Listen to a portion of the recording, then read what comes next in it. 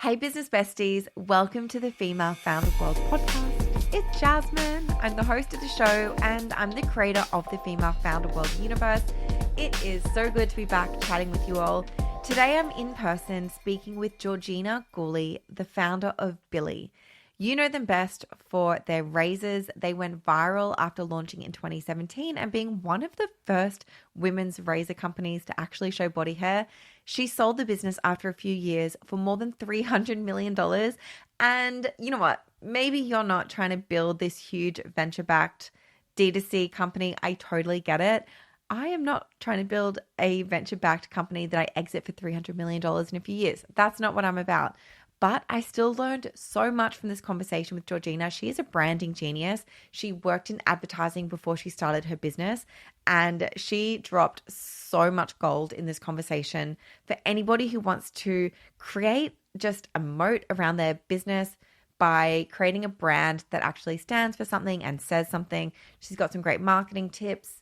A lot of stuff about up-leveling as a leader and building your confidence and all of that stuff that I just love to talk about. I hope you enjoyed the conversation as much as I did. But before we get into the show, do you guys have the 9th of December marked in your diaries? Because it is the Female Founder World Summit. We're coming to New York City in this big event that is going to be just a huge celebration of everything that the community has achieved and just persevered through this year. I can't believe it's the end of the year. That is so wild to me. But I wanted to have a moment where we can come together, we can celebrate, we can have a good time. Yes, it's a conference, but it's also a networking party. We've got a DJ and vibes. We have generation defining speakers. I can't tell you who they are yet, but you're honestly going to be blown away. I'm going to announce the speakers and drop tickets in our group chat over the next week. That's going to be the first place that tickets are released.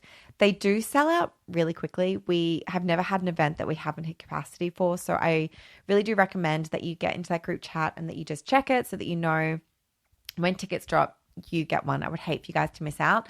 Also, I just calculated that our gift bags are actually worth way more than the value of the ticket. So if you just turned up, took your gift bag and left, you would still be making money pretty much, which I don't know. I'm just going to drop that in there. It's going to be a great day. I hope to see you all there.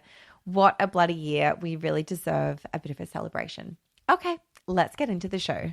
You are now entering Female Founder World with your host, Jasmine Garnsworthy. Georgie, welcome to Female Founder World. Thank you for having me. For people who don't know Billie, what have you built? We built a women's shave and body brand. We started DTC, but now we are national everywhere in the US. Okay, I feel like that's a very humble explanation of what you built. I feel like you built like a category defining personal care brand. Thank you.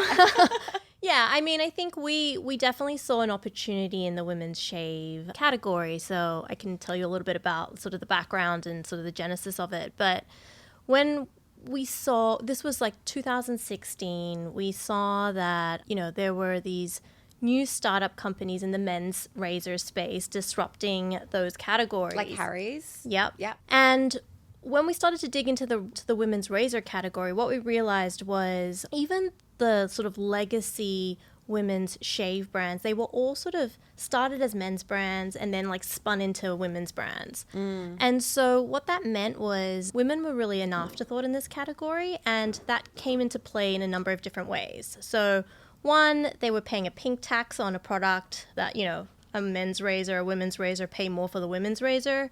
The way women were being portrayed in the category was very antiquated, to the point where, nobody wanted to show women with body hair, like shame. Which is so weird when you're a razor company. I know. It's the way you literally show a product demonstration. And women were really, for over a century sort of shamed into like having body hair. And that was a marketing strategy to buy razors. And then from a product perspective, most women shave in the shower. It's sort of different dynamics. You're not in front of a basin looking in a mirror. So just even from a product design, we felt like we could create a product that was designed specifically for the way women shave.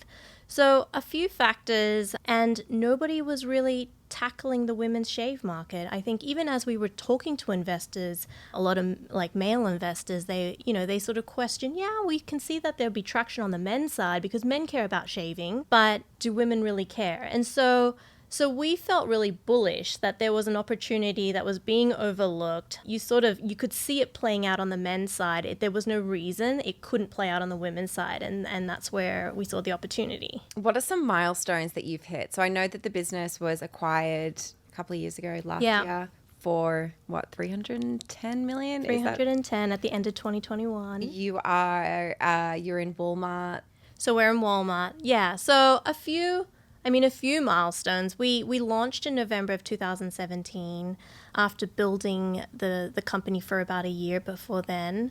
And we launched as a DTC brand. And it was important for us at the very beginning to sort of try and launch with as much impact as possible to really sort of stand out in the category.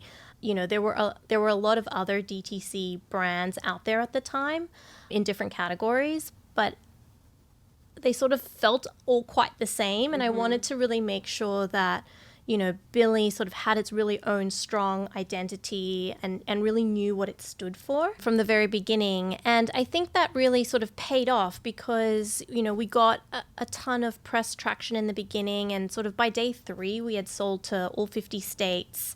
And then Because of that press coverage? Was that the main? Yeah, because of that press coverage. I mean, we really didn't have any paid media at that point or anything like that. And then sort of I'm a big believer in momentum. And so once you start to get momentum, you need to sort of, you know, fuel the fire.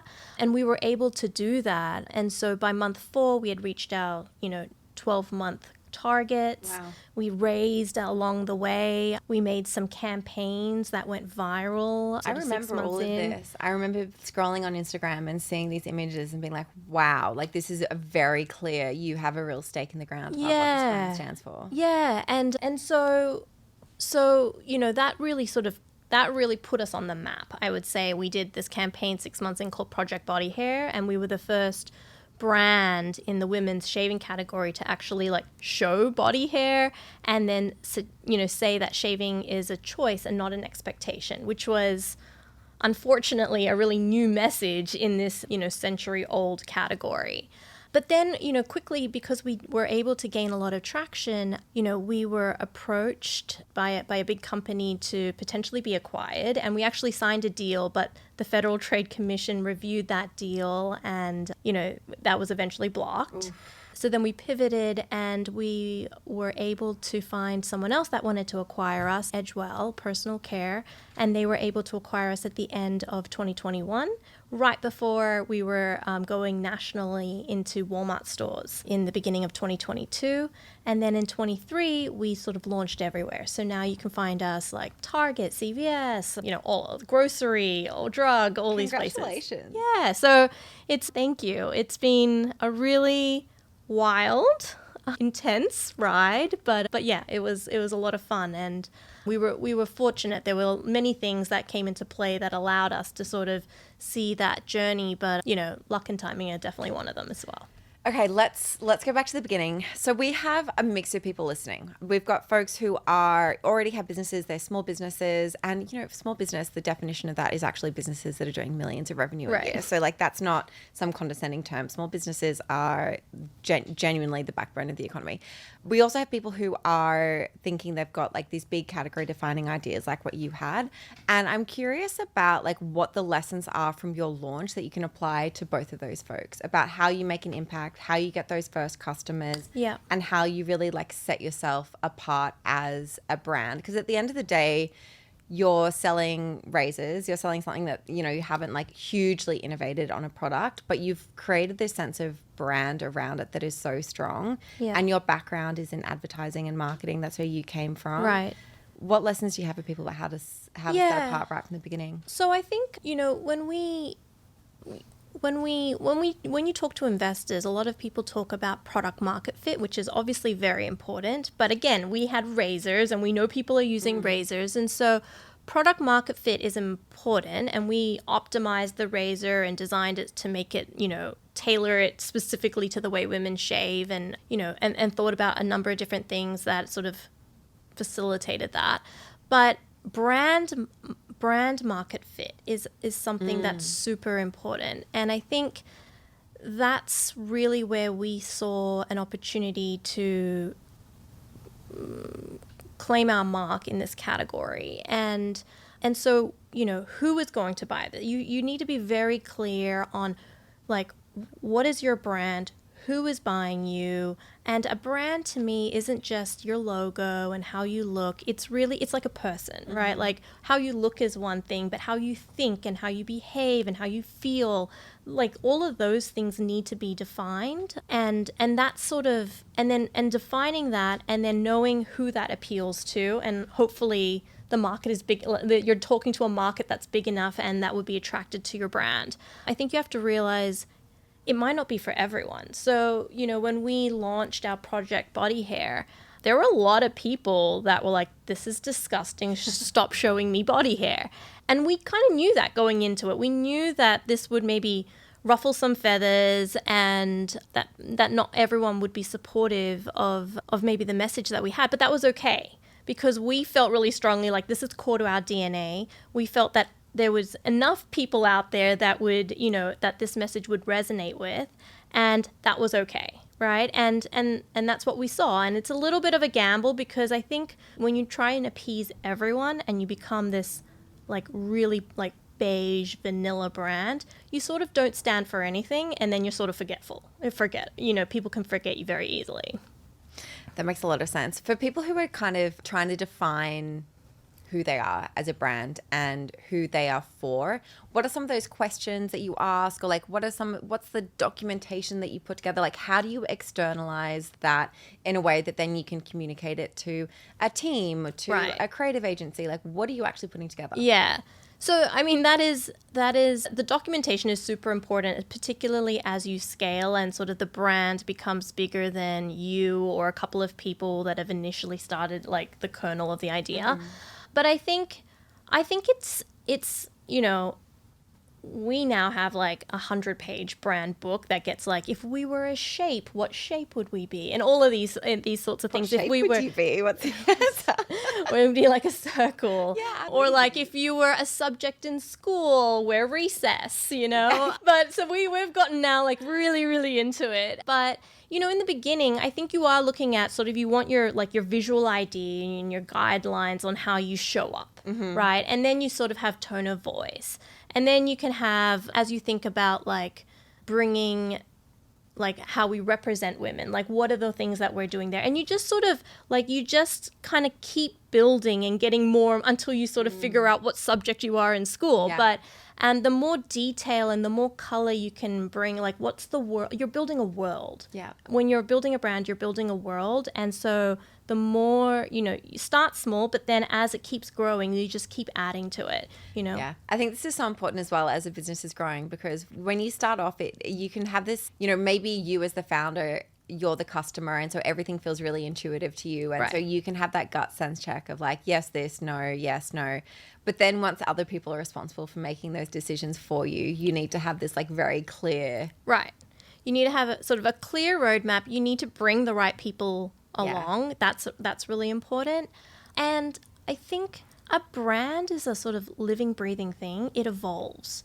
And so, even Billie day one to where we are today, it's evolved, and not just in look and feel, but also how we think and how we want to communicate with our communities and whatnot. So I think that's important, that you keep it fresh.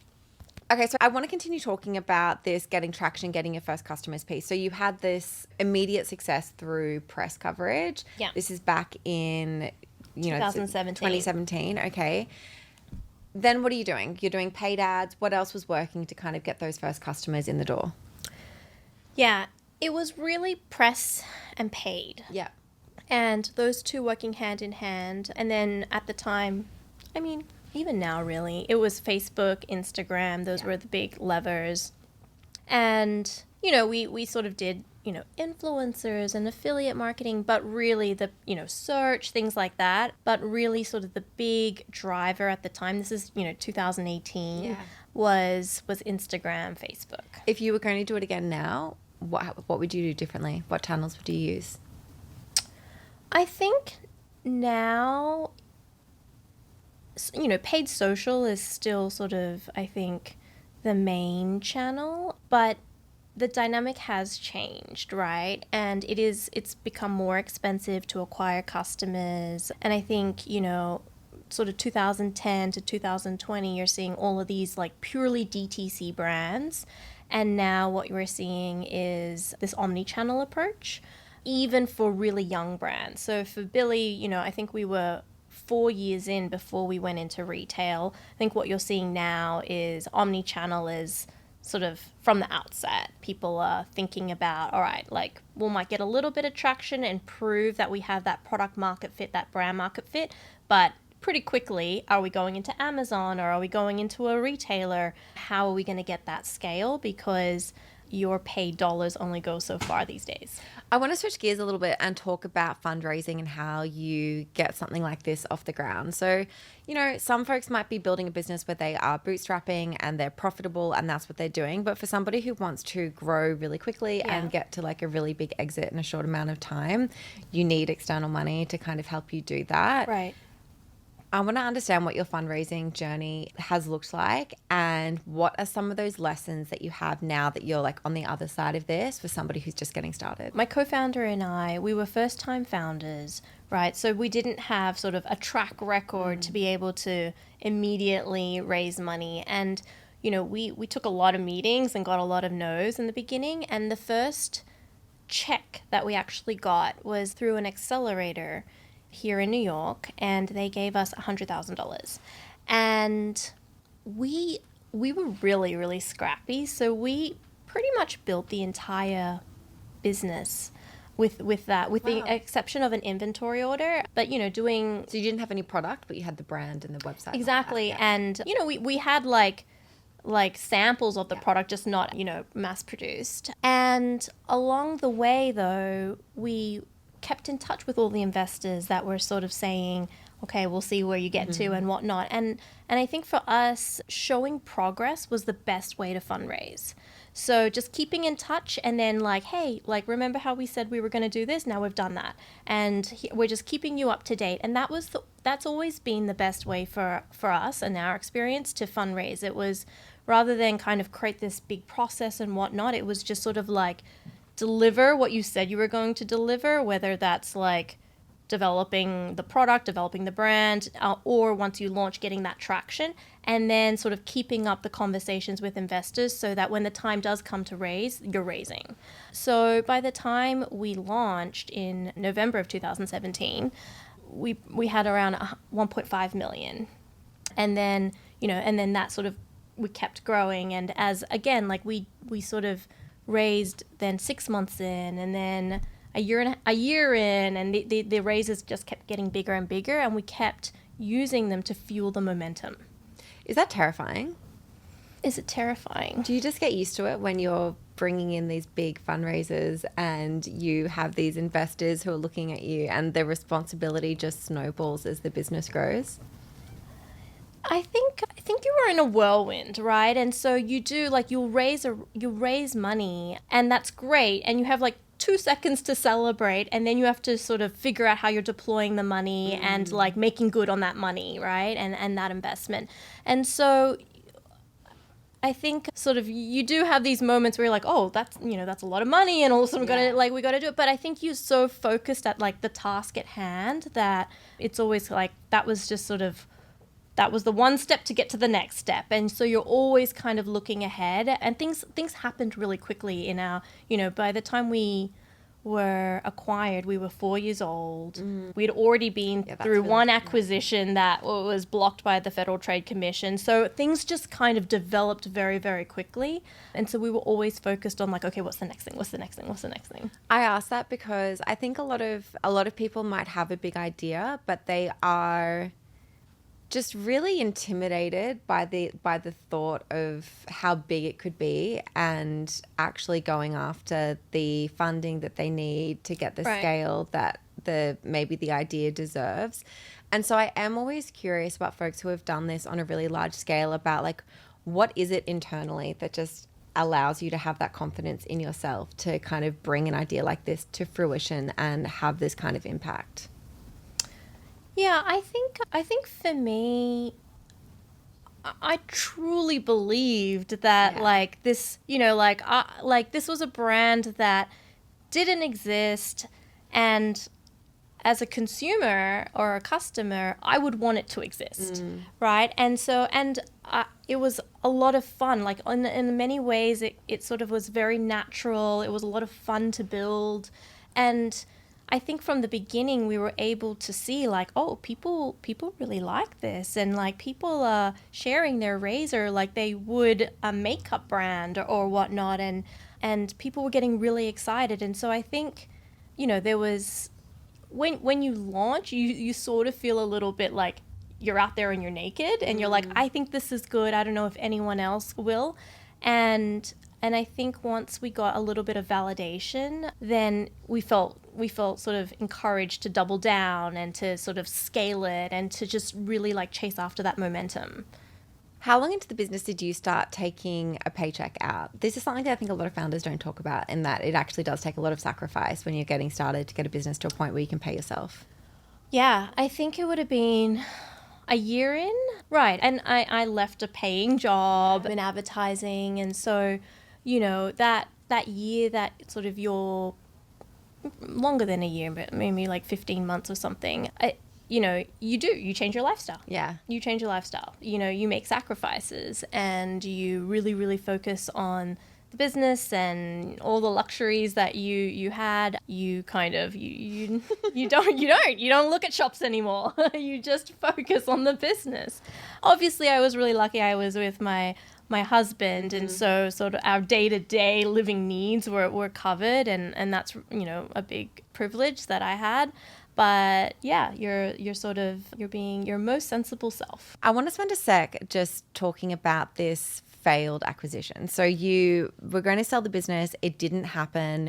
I think it was P&G that you were looking to sell to. Okay, talk me through how that happened, and then how it fell down and how you handled it, because I'm sure that would have been insanely stressful. Yes. So at the beginning of 2020, right before the pandemic. What a time. It was a year. So at the beginning of that year, we announced that we had signed a deal with P&G. Oh, wow. So it had been announced. It was in the press. It was announced, right? That the deal had been signed, but it was going through a Federal Trade Commission review. And so if they said it was okay, then it would go forward, but it needed the review first. And then, so we knew that would take, it can take time. It can take a year. And so we were just in this waiting game. And meanwhile, the whole world shut down with the pandemic. And, so we were dealing with a lot of different things, like managing the team during this period, making sure that the business continued to sort of operate, to flourish, like make sure sales were going well. And in the meantime, in the background, this review was happening, and we would, answer questions as needed and do interviews as needed, and, sort of provide all the information. And then at the end of that year, they said... So this took a full year? It took a full year. Wow. Yeah. Is that normal? Yes, it is normal. It takes time to review. They believed this deal would be anti-competitive, and that they didn't want to let it go through. And so I think, I truly thought it was going through. So we were, and obviously as sort of more questions came, like we started to get a little bit nervous towards the end of that review period. But at the beginning, I was like, yeah, we're Billie, like, we're not huge. It's not this like two entities merging, but Unilever and P&G are not merging. Exactly. I was like, and so we were surprised. And I think a lot of people are now sort of in the investor community, a lot of people were surprised that this was the outcome. And so from there, we were really fortunate that Edgewell, who owns Schick, and they actually they had a relationship with us from the beginning, because their blades were the Billie blades. Okay. And so they were able to, and we've had a really, great relationship with them from the beginning, and they were able to see, like, from launch where we had grown to. And so those conversations happened after that sort of deal fell through. Hold on, I need to know what you did on the day that the deal fell through. I'm not even sure I remember. Yeah. Yeah. Okay. I can remember the feeling, Yeah. but I'm not sure I remember The day. the day. On the spot right here, I can't remember, but it was pretty dark. I mean, it was such a shock. I think even towards the end when we were like, "Oh, is this going to happen?" Yeah. You know, and we were sort of trying to put bets on like 60-40 or what do we think now? But I think to hear it was definitely difficult. Yeah. But really fortunate. We were able to sort of, we had these pre-existing relationship and the business thankfully was in a really good position through 2020 because all the retailers shut down. So a lot of e-commerce businesses and DTC businesses actually flourished during that time. And so we were really fortunate, and we were able to figure out an agreement with Edgewell that went through another Federal Trade Commission review, but a shorter one this time. And I think that was maybe 6 months, and then right before Thanksgiving, we found out that was going to go through. Wow. Yeah. How does your life change after something like that happens? You're still in the business? Yes. So still in the business, still operating. I mean, I think the interesting thing is Billie, when we were sold, we were only 4 years old. So that still felt like, we were just starting to grow up, right? We were about to go into Walmart, and now we're in all the retailers. But I think I still very much felt like we're in our infancy. Maybe we're a teenager, but we still have ways to go. And so, it's nice that we don't have to think about fundraising anymore. A lot of the operations, we have the support of this, huge company to go. We sort of negotiated the Walmart deal and to get into Walmart, but to get everywhere else, Target, CVS, all the places, that was sort of relying on Edgewell's big sales network. There would be no way that Billie on its own would be able to go from like one retailer to all retailers, and you don't see other DTC brands do it that way. So that was really because of the acquisition we were able to grow and scale so far. But I think it's still a really exciting time, and we still have our team. We're still based here in Soho, and there's still, many things that we want to do. So things have changed, obviously, day to day, but we still have our team here, and we're still building, and sort of the brand continues to be the brand. And so in some ways, I think it's allowed us to scale a lot quicker than if we were just on our own. Yeah. Okay, switching gears for a little bit, because I want to talk about finding those big retail partnerships. And by the time you were going into Walmart, Billie was already this brand that I think already had great recognition. I'm sure that there are a lot of people who wanted to work with you, and you had your pick at that point. What are some things that people might not understand about going into one of those big box retailers? How does it work? What are the surprises? What are the things that you need to watch out for? I mean, it's a whole new world. Like going from DTC to retail is a whole new... And on that scale as well. And on that scale, right? Like we were going into 4,000 Walmart stores. That was your first experience with retail? Yes. Wow. And so we worked with a third-party company that actually they sort of approached us very early in the beginning just to form a relationship. Should we ever think about... Like a broker? Yeah, like a broker. Yeah. Also something people don't talk about. Right. Because I've never gone into Walmart and my co-founder had never gone into Walmart and it's a beast, right? Like even to set up a SKU in their system requires someone that's like done it a million times. Like it's a whole thing.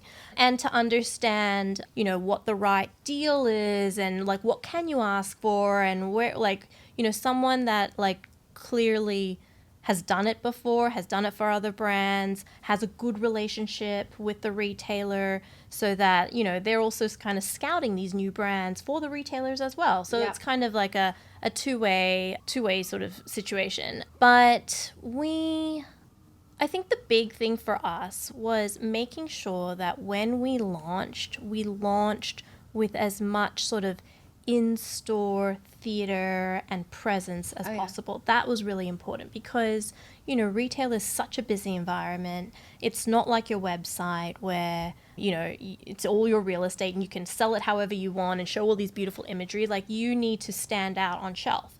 And so a big part of, how we were thinking about going in and launching was, again, launch with impact. Like that, this is the theme, right? When we were in DTC, how do we have as much impact? And when we go into retail, how do we have as much impact? So that people literally notice that you're there. Yeah. We had to change packaging because obviously... ask this because these businesses that are built on e-com and D2C, and then when you go on shelf in a store, your packaging must need to completely change. It changes, and your packaging needs to now sell. But when you're using your website to sell, and then it doesn't matter what it comes in, really, then now you're sort of saying, this is what you get in this box.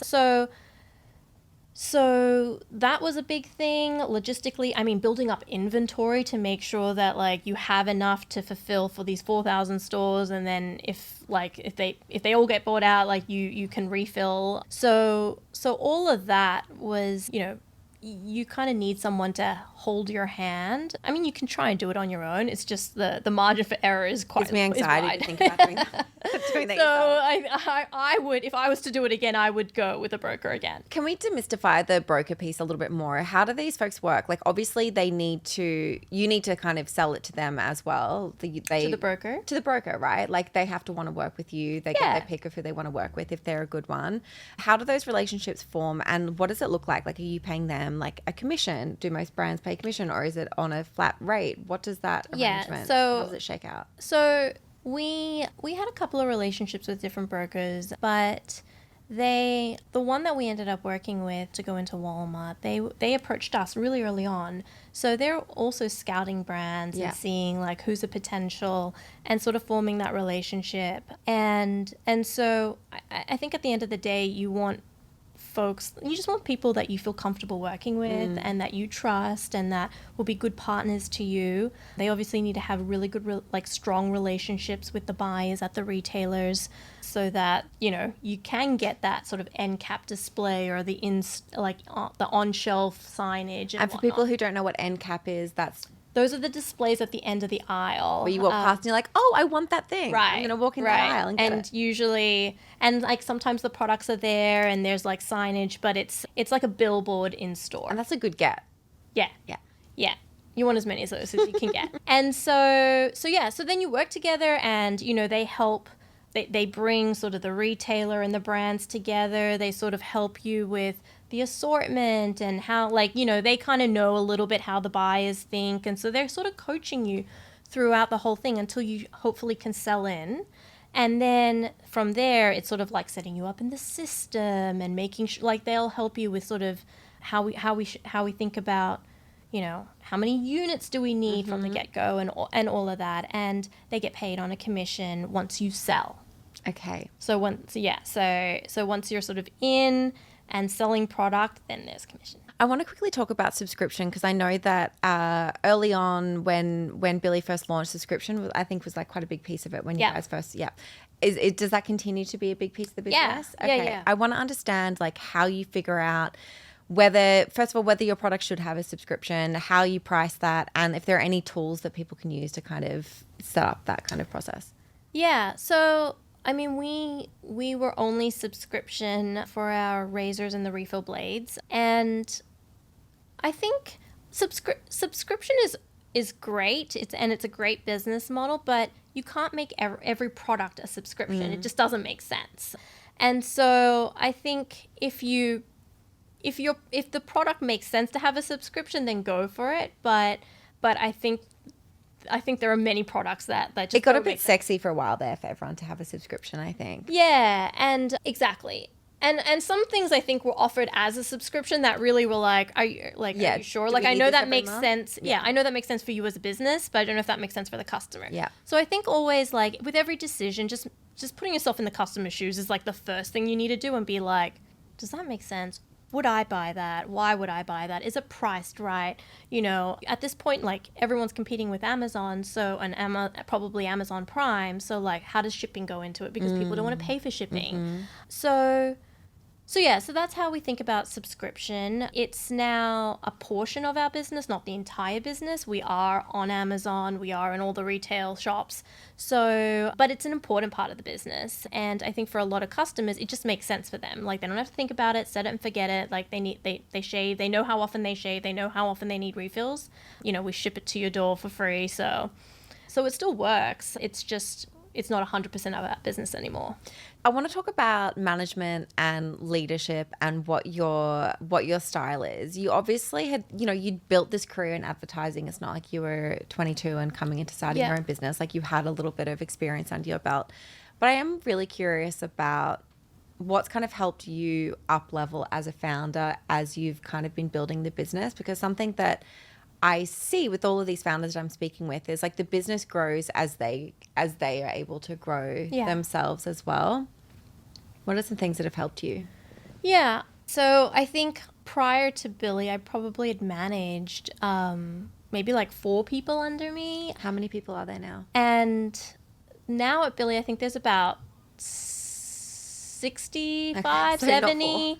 Not 4. And so you sort of are learning on the job for sure. And obviously it doesn't jump from like 0 to 70.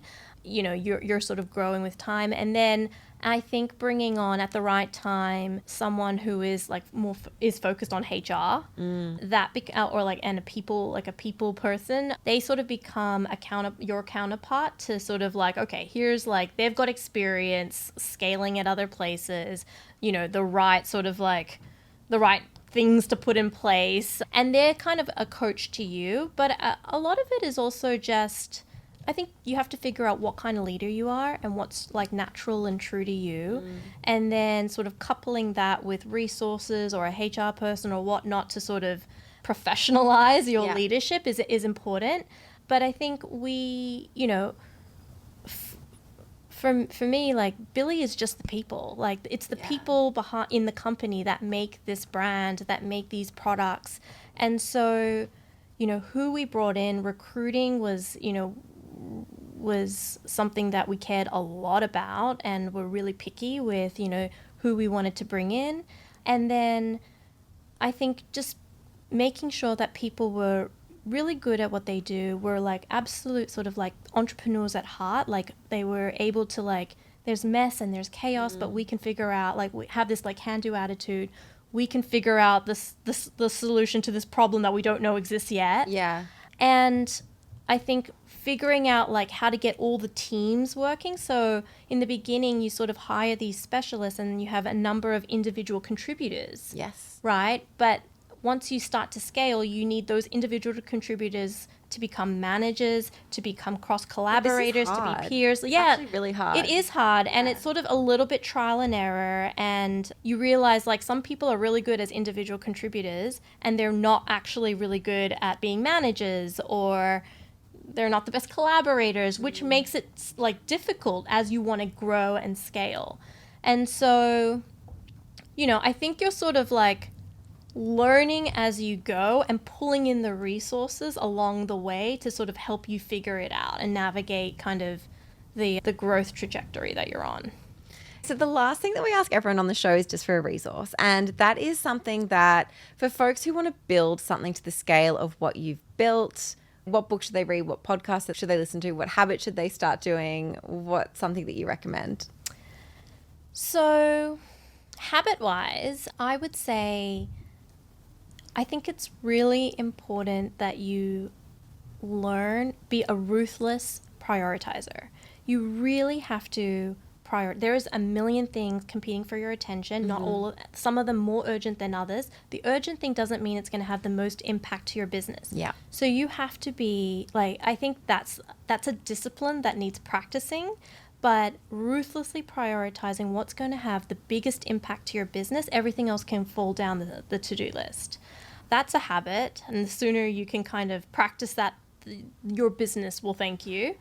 And then I don't have like books that I always reference. You know, a book early on that I really enjoyed reading was just the entrepreneurial story of Nike with Shoe Dog. So that was a really fun one. But I think I, again, sort of don't have a library of assets that I always go to.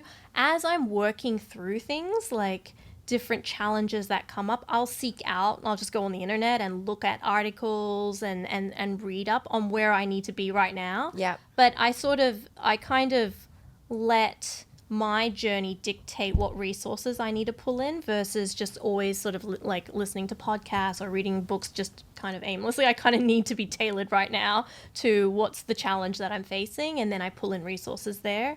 And then, having other founders that you can speak to has been just there's something to say about the emotional support that you need, not just bouncing ideas off, but hey, this is really hard, or a lot of times, if you're dealing with team things or people things or like investors and whatnot, like dealing with the human side of things can be tricky, and can be sort of emotionally taxing. And so having somebody else who sort of understands that experience it's just sometimes nice to to share. And I'm going to have a little shameless plug here that if you don't have that community, we have a free group chat that I'll link in the show notes that you can join. It's all consumer brand builders. It's hosted on the platform Geneva. And if you're listening, you're invited. So I'll put that in the show notes. Georgie, thank you so much for chatting with me, and congratulations on everything. I'm so impressed watching your story, and personally, it's cheesy, but personally, I find it very inspiring. Thank you for having me. Yay!